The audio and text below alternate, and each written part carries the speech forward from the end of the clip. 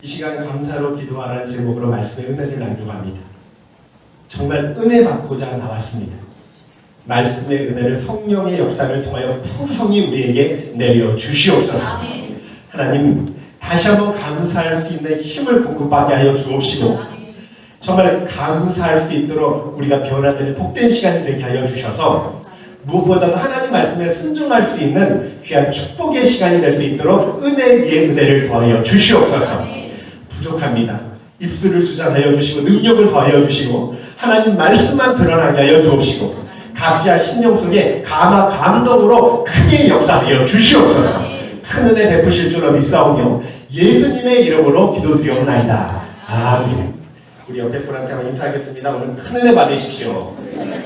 참 잡으셨습니다. 이 자리가 복의 자리입니다. 네, 사랑합니다. 오늘 예배 드리러 딱 왔는데요. 한 집사님이 좋은 소식을 이야기하시는 거예요. 그런데 온 교회가 우리 집사님들이 같이 막 기뻐했어요. 자기 당하는 것처럼. 제가 그런 생각, 야 이게 교회지. 그렇지 않습니까? 또 슬퍼할 때 함께 슬퍼하고 기뻐할 때 함께 기뻐하고. 세상은 그렇지 않습니다. 잘 되잖아요? 뭐 겉으로 웃을지 모르지만 속으로 내심 시기심이 일어나겠죠. 근데 우리는요 정말 내일 당한 것처럼 기뻐하더라고요. 그죠? 우리 그래서 옆에 분한테 한 번 더 인사할까요? 끝까지 잘 되십시오. 오늘 예배 시간에 말씀 사모에서 나오는 정말 은혜 사모에서 나오셨는데 오늘 이 말씀이 저와 여러분에게 힘이 되고요. 또 변화시킬 수 있는 활력소가 돼요. 근원이 돼요. 그런 평강이 임하는 복된 시간이 되길 주의 이름으로 축복합니다. 우리가 저번 주에 나눴던 말씀에 혹시 제목을 기억하시나요? 혹시 어떤 게 저번 주에 무슨 말씀을 나눴죠? 네, 복음의 멍에를 함께 맨 영광스러운 성도들이라는 제목으로 같이 말씀을 나눴어요. 오늘은 이제 빌립보서 그 이후의 말씀을 계속 나눌 텐데요. 감사로 기도하라 라는 제목으로 나누려고 해요. 현재 우리가 누리는 삶을 보면요. 정말 어느 때보다 물질적인 풍요함을 누립니다. 이 시대가 그래요. 자유함을 누리며 살아요. 예전에는 말도 잘 못했잖아요. 통은 그런 것도 있어. 과거와 비교해 보면 얼마나 편리하고 자유롭고 최첨단 과학을 누리며 사는지 모릅니다. 그럼에도 불구하고요. 행복은 예전만 못한 것 같아요. 사람들이 행복하다는 이야기를 별로 못 들어봐요. 이유는 분명 있죠. 무한 경쟁 시대 속에 살아가니까 삶이 각박하고 아무래도 다른 사람이 보이지 않고 또 기쁨을 잃어가는 것 같습니다. 그런데 오늘 바울을 통해서 주님이 말씀하는 거예요. 뭐라고 말씀하느냐? 4절 한번 크게 읽어볼게요. 자, 시작. 주 안에서 항상 기뻐하라. 내가 다시 말하노니 기뻐하라. 기쁨은요. 빌립보서 전체의 주제입니다. 빌립보서를 기쁨의 서신이라고 이야기해요. 왜 그러냐면 빌립보서 4장 짧은 편지 속에 기쁨이란 표현이 17번 나와요. 굉장히 많이 나오죠. 기쁨의 서신이라고 이야기해요. 그런데 이 빌립보서를 쓸 당시에 바울은 전혀 기뻐할 수 없는 상황이에요. 감옥 안에 있었어요. 옥중서신입니다. 감옥 안에 있는 사람이 감옥 밖에 있는 사람들한테 항상 기뻐하라 이렇게 말씀하는 거예요. 이해가 잘 안 되죠? 여러분 항상 기뻐하는 게 쉽습니까? 이게 명령이거든요. 주님의 기쁜 일만 일어나지 않잖아요. 때로는 경제적인 어려움 때문에 너무 지칠 때도 있고요. 또 인간관계가 얽혀서 밤잠을 설칠 때도 있고요. 질병이나 사랑하는 죽음의 그런 고통으로 너무나 힘들 때도 있고요. 또 실패, 상처, 아픔을 경험할 때도 있고요. 그럼에도 항상 기뻐하라. 주님이 지금 명령하시는 거예요. 어찌 들으면 너희 인간되기를 포기하라 이런 것처럼 들려요. 그런데 우리가 기억해야 될 것이 있습니다. 믿는 자들에게 있어서 기쁨은 그냥 기쁨이 아니라는 거예요. 우리 스스로 만들어낼 수 있는 기쁨이 아니라는 거예요. 야 기쁘다 이런다고 기뻐지는 게 아니라는 거예요.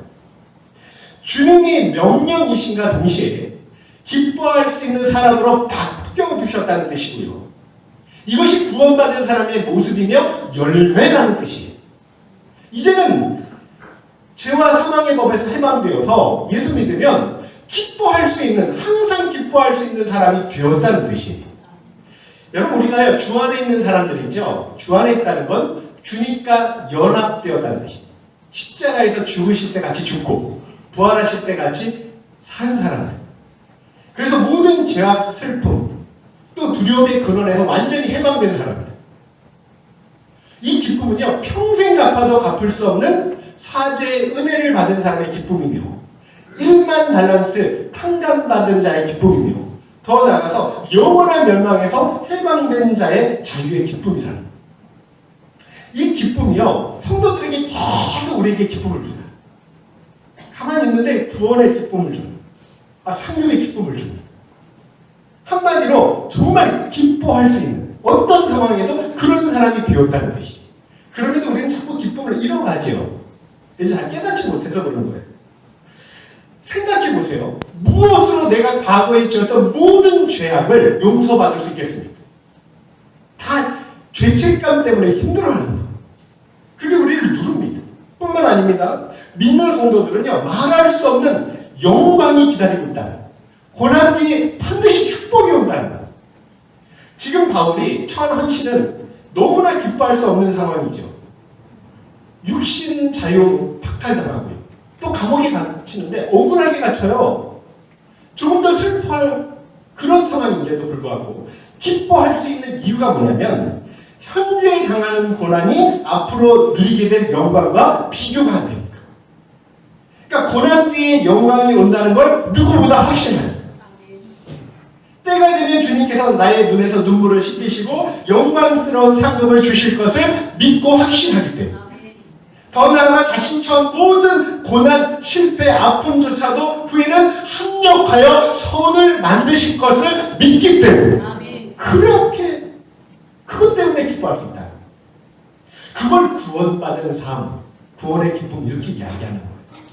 베드로전서 1장 8절도 한번 보세요. 자, 시작. 예수를 너희가 보지 못하였으나 사랑하는도다. 이제도 보지 못하나 믿고 말할 수 없는 영광스러운 즐거움으로 기뻐하니 믿음의 결국 영혼의 구원을 받으리라. 왜요? 우리가 왜 기뻐합니까? 구원 받았기 때문에. 주 안에서 기뻐하는 삶은요, 주님의 명령이자 구원의 모습이고 열매예요. 바울에게 주셨던 이 기쁨, 바울만 주신 게 아니에요.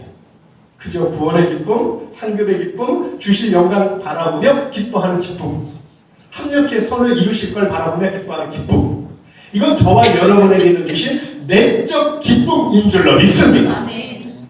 여러분, 그래서 항상 기뻐하라는 말씀의 뜻이 뭐냐면 너희 안에 이런 기쁨이 있다는 걸 항상 깨달아라.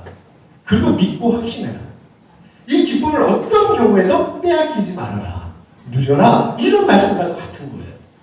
저는 축복합니다. 이 주신 기쁨을요, 항상 간직하고 정말 세상적인 염려로 빼앗기지는 않기를 주의 이름으로 축복합니다.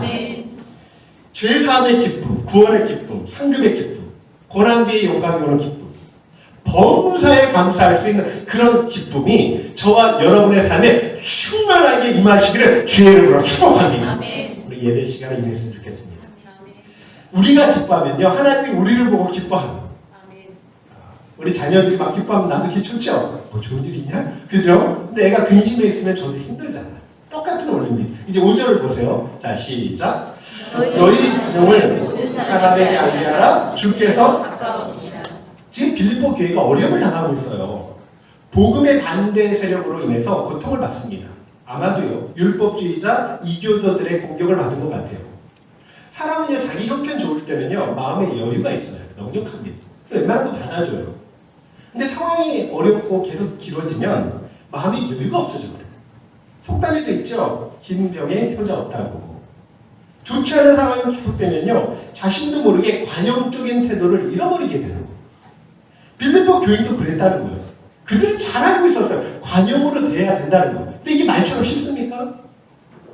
관용이 무슨 뜻이냐면 불의한 일을 당해도 역경을 만나도 마음의 평정을 잃지 않는, 유지하는 영적 인내를 이야기해요. 그러니까 공격을 당해도 다른 사람을 향해서 늘 너그럽게 대하는 태도를 관용이라고 이야기해요. 근데 마음처럼 되지 않는다는 거예요. 빌립보 교인도 그랬어요. 그래서 바울이요, 너희 관용을 모든 사람에게 알게 하라, 이 말씀만 전한 게 아니라요, 뒤에 답을 줘요. 뭐라 그러죠? 주께서 가까우시니까. 그러니까 주님 재림이 가까우시니까 너희 관용을 모든 사람에게 알게 해라. 무슨 뜻이냐면 우리가 주님 오시기 전에 더 많은 사람을 구원의 길로 인도하려면 관용을 베풀어야 된다. 세상 방식대로 한 대 때리면 두 대 때리고 눈 하나 뽑으면 두 눈 뽑으면 구원으로 인도할 수가 없습니다. 그러니까 구원의 기회를 많이 마련하기 위해서는 관용적인 마음이 필수라는 거예요. 그래서 주님은요, 주께서 가까우시니 너희 관용을 모든 사람에게 알게 하라.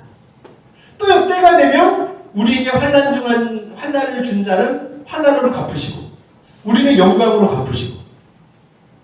그래서 저와 여러분이요, 더 많은 사람을 구원으로 인도하기 위해서 모든 일에 관용을 베풀 수 있는 은혜가 이 시간 임하기를 주의 이름으로 축복합니다.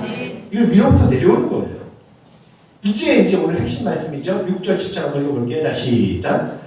아무것도 다만 모든 일에 기도와 간구로 너희 구할 것을 감사함으로 하나님께 아뢰라. 그리하면 모든 지각이 뛰어난 하나님의 평강이 그리스도 예수 안에서 너희 마음과 생각을 지키시라. 핵심되는 말씀입니다. 염려의 원인, 해결책을 다 가르쳐줘요. 자, 염려가 뭐냐면 원어적인 뜻이요, 마음이 나뉜다 이런 뜻이에요. 그러니까 우리 마음이 나뉘어져서 하나님을 온전히 바라보지 못하고 다른 것도 동시에 바라볼 때 염려가 생깁니다. 근데 하나님은 우리가 염려하는 걸 원치 않아요. 그래서 마태복음 6장 31절에 보니까 그러므로 염려하 이르기를 무엇을 먹을까? 무엇을 마실까? 무엇을 입을까? 하지 말라. 이는 다 이방인들이 구하는 것이라. 염려는 하나님을 아버지로 모시지 않는 이방인들이나 하는 것이다. 너희는 그렇게 하지 마라 말씀합니다. 그러니까 구원받은 백성에 어울리지 않는 태도라는 거예요. 또 마태복음 6장 8절에 보니까 주님께서 너희는 그들을 본받지 말라. 구하기 전에 너희에게 있어야 할 것을 하나님 너희 아버지께서 아시느니라. 정확히 아신다. 구하기도 전에 아셔요.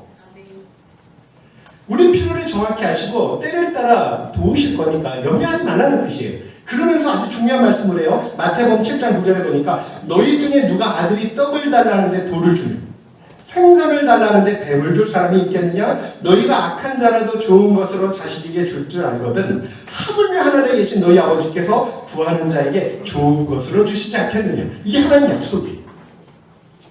초등학생 어린아이를 한번 생각해 보세요. 아이들은 염려가 별로 없어요. 별로 없어요. 이유가 뭐냐면 경험적인 지식이 있어요. 부모가 다 해주는 거예요. 그러니까 자기가 요구하기 전에 다 해줘요. 어떤 분은 아이들이야 철이 없으니까 그렇지 이렇게 생각할 수 있어요. 그런데요, 이런 아이들의 행동은 부모에 대한 무한 신뢰가 깔려 있었어요. 그래서 나온 행동이에요.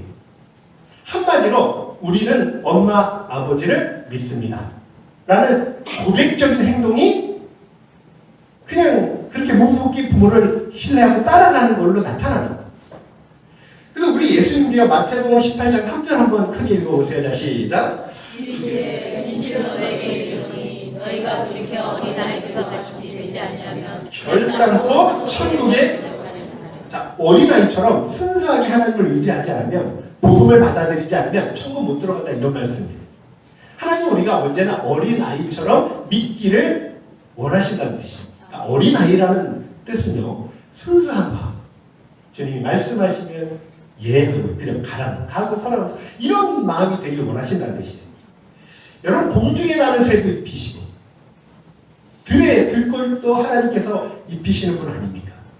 하물며 당신의 독생자 예수 그리스도의 피로 맞바꾼 구원받은 백성들을 왜 돌보지 않겠느냐? 지금까지 여러분에게 하나님이 실망시켜 드렸던 적이 있으면 한번 생각해보세요. 한 번이요. 이경환 이사님 있습니까? 없죠. 박정선도 있습니까? 없죠. 만약 있다면요, 우리가 하나님을 신뢰하지 못해서, 맡기지 못해서 우리 마음대로 행동해서 그런 거지 하나님께 책임은 없습니다. 그래서 베드로전서 5장 7절 한번 읽어보세요. 자, 시작. 너희 염려를 다 주께 맡기라. 이는 그가 너희를 돌보신다. 하나 더 뭐예요? 시편 37편 5절 6절 시작. 내 길을 여호와께 맡기라. 그를 의지하면 그가 이루시고 내 위를 빛같이 나타내시며 내 공의를 정의의 빛같이 하시리라. 시편 55편 21절 시작. 내 짐을 여호와께 맡기라. 그가 너를 붙드시고 의인의 유동함을 영원히 허락하지 아니하시리라. 잠언서 16장 3절 시작. 너의 행사를 여호와께 맡기라. 그리하면 내가 경화한 것이 이루어집니다. 예레미야 17장 7절에도요. 그러나 무릇 여호와를 의지하며 여호와를 의뢰하는 그 사람은 복을 받을 것이라. 지금 다 무슨 말씀이죠? 공통된 단어가 뭐가 나와요? 네, 맡기라, 의지하라, 그죠? 그러면 하나님 복을 주신다는 거예요. 이루어주신다는 거예요. 기억하세요. 염려는요, 온전히 못 맡길 때 나타나는 현상이에요. 그 염려는요, 우리 평안을 깨트리는 암세포와 같아요. 그런 이유 때문에 바울이 아무것도 염려하지 말고 너희 구할 것을 감사함으로 아뢰라. 염려가 하나님을 신뢰하지 못해서 생기는 일이라면 기도는 하나님을 신뢰한다는 표현이에요. 열심히 부르짖으면 그만큼 나 하나님 신뢰해요. 이런 증표가 됩니다. 그런데 오늘 말씀은요. 단순히 기도하라고 그러지 않아요. 어떻게 하라고요? 감사함으로. 그러니까 감사하는 마음으로 기도하는 게 너무 중요해요. 오늘 이게 해결책이에요. 간혹 사람들은 기도하러 왔다가 불평, 원망을 쏟아내고 갈 때가 많습니다. 그러면 그렇게 기도하면 아무리 몸부림치며 기도해도요. 마음에 뭔가 평안도 없고요. 하나님에 대한 경외감도 일어나지 않고요. 마음의 찬양도 일어나지 않아요. 그렇게 그냥 가는 거예요. 기도의 자세가 잘못되어서 그렇단 말이에요. 예를 들어 볼게요. 아들이 아버지한테 아빠 저 용돈 좀 주시오. 아니 아빠는 맨날 주고밖에 안 해줘. 너무해요. 해준 게 뭐가 있어요? 이렇게 이야기하면 그래 알았다 당장 올려주지 이렇게 할 아빠가 어디 있습니까? 너 감사함도 모르냐?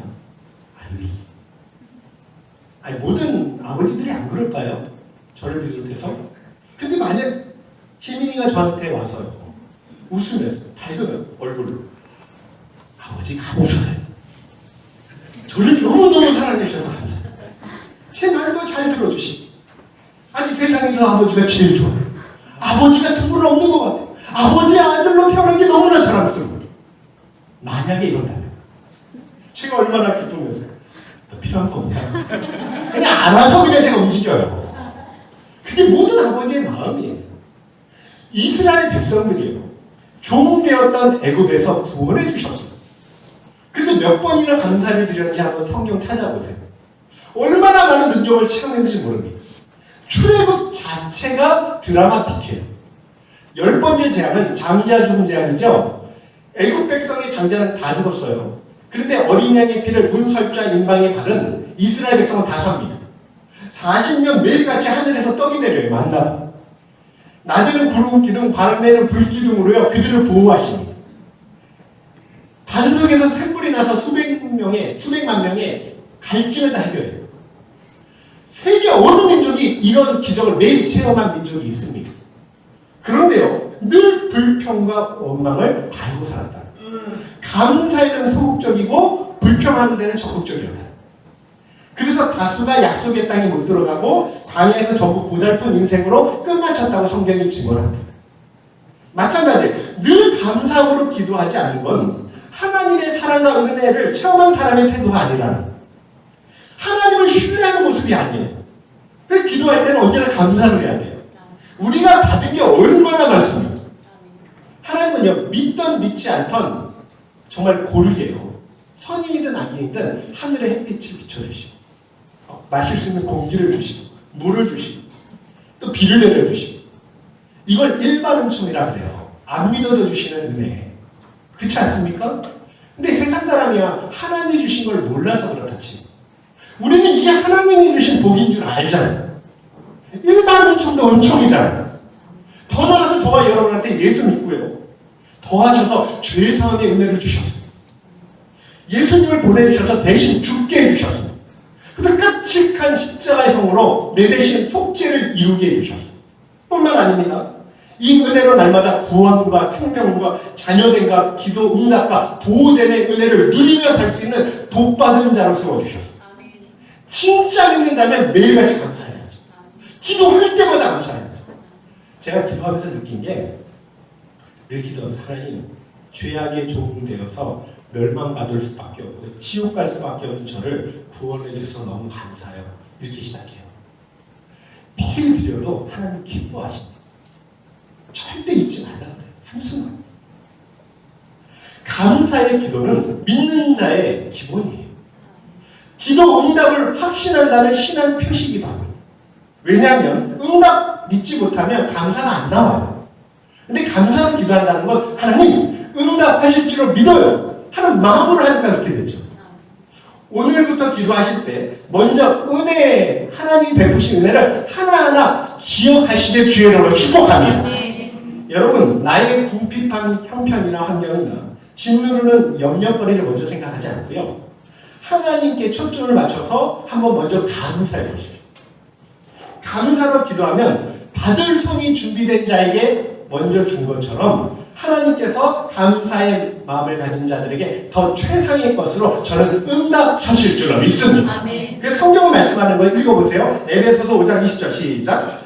범사에 주 예수 그리스도의 이름으로 항상 아버지 하나님께 감사하며 자, 골로새서 3장 17절 시작. 또 무엇을 하든지 말이나 일이나 다 주 예수 이름으로 하고 그를 믿고 하나님 아버지께 감사하라. 대사로니가전서 5장 10절 시작. 범사에 감사하라. 이것이 그리스도 예수 안에서 너희를 향하신 하나님의 뜻입니다. 자, 말씀을 통해서 가르쳐 주잖아요. 오늘 7절에도요, 감사로 기도하면 어떻게 해주신다고요? 결과가 그냥 모든 지각에 뛰어난 하나님의 평강이 너희 마음과 생각을 지키시리라. 평강 주신다는 건요, 응답보다 더 근원적인 해결책이에요. 왜냐하면 내가 가진 문제 가지고 막 기도하잖아요. 그러면 사람들은 염려가 사라지고 평안이 올 거라고 생각해요. 자, 이것만 해결해 주세요. 그렇게 기도해요. 예를 들어 회사 프로젝트 이번 성공하게 해주세요. 그래서 삶의 도약의 발판이 되게 해주세요. 이렇게 기도합니다. 아니면 사업이 잘 해결되어서 급한 불 끄게 해주세요. 이렇게 기도해요. 근데요, 해결될 때까지 마음이 초조해요. 그렇지 않습니까? 설령 기도 응답을 주셔도요, 또 다른 문제가 또 생기잖아요. 그럼 평안을 다 잃어버려요. 그런 의미에서 하나님의 평강이 우리 마음과 생각을 지켜준다는 건 더 근원적인 해결책이다. 여기 지켜주신다는 원어 뜻이요, 호위한다는 뜻이에요. 군대 용어인데요, 로마 군대 병사들에 의해서, 수많은 병사들에 의해서 철통 같은 보호를 받는다는 뜻이에요. 그러니까 하나님이 우리가 감사로 기도하면 평강을 파수꾼처럼 보내주셔서 모든 염려, 실망으로부터 우리를 지켜주신다는 것입니다. 여러분, 제일 좋은 게 평강 아닙니까? 많은 거 마음이 가져도 평안을 잃어버리면 끝이잖아요. 하나님은 우리의 필요도 중요시 여기지만 우리가 주 안에서 평강 누리는 걸 더 기뻐하신다는 말씀입니다. 근데 기억하십시오. 평강이 오면 곧 응답은 와요. 그냥 한 세트예요. 그래서 내가 막 기도하는데 평강이, 마음이 평안해졌어 이잖아요. 그러면 이제 뭐가 온다고 믿으시면 돼요? 응답이 오는 줄 확신하시면 된다. 아, 응답 오겠구나. 어떤 분이 제가 이런 이야기를 하셔요. 목사님, 기도하고 싶은데 기도가 안 돼. 벽이 되고 하는 것 같아. 아, 제가 기도해도 올라가지 않는 것 같아요. 뭔가 하늘이 덮여 있는 것 같아요. 어떻게 하면 좋죠? 제가 가르쳐드릴게요. 먼저 감사한 마음을 가지고 기도해 보시기를 주의 이름으로 축복합니다. 여러분, 기도하면서요, 감사의 제목들을 하나하나 떠올려 보세요. 기도의 문이 열릴 거예요. 기도가 막히는 건 감사를 잃어버려서 그래. 오프라 윈프리를 모르는 사람이 없습니다. 참 불행한 과거를 가진 여인, 기독기 가난한 미혼모였습니다. 할머니 품속에서 자랐는데요, 14살에 또 삼촌한테 성폭행 당해서, 그죠? 또 아이까지 낳고. 근데 그 아이는 태어난 지 2주 만에 죽게 되죠. 충격으로 가출해서 마약 복용하면서 하루하루를 지옥 같은 삶을 보내요. 삶의 의욕을 다 잃어버리니까 107kg. 그러니까 불행한 흑인 여성이 되었어요. 근데 인생의 전환점이 일어나요. 계기가 있었습니다. 친아버지를 만날 때부터. 친아버지가 성경도 읽게 하고 암송하게 하고 훈련하게 했다. 그러니까 오프라 윈프리가 책을 접하면서 직접 호기심이 살아나기 시작합니다. 또 성경을 보면서 영혼이 깨어나기 시작했다. 19살 되었을 때 TV 방송국에 취직이 되었는데 흑인 여성 최초로 뉴스 앵커로 발탁되는 은혜도 입었다. 담당자가 뉴스를 진행하는데 너무 감정적으로 진행한다 해서 좌천시켰어요. 아침 방송으로.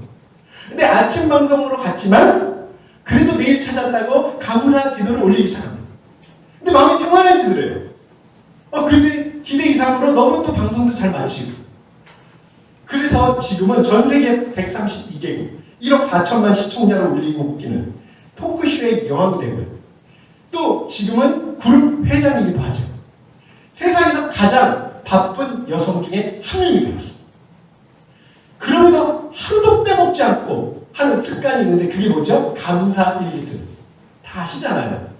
내용을 보니까 아주 평범하고 작은 것들이에요. 오늘도 거뜬하게 잠자리에서 일어날 수 있어서 감사합니다. 유난히 눈부시고 파란 하늘 보게 해주셔서 감사합니다. 점심 때 맛있는 스파게티 먹게 해주셔서 감사합니다. 얄미운 짓을 한 동료에게 화내지 않고 참게 해주셔서 감사합니다.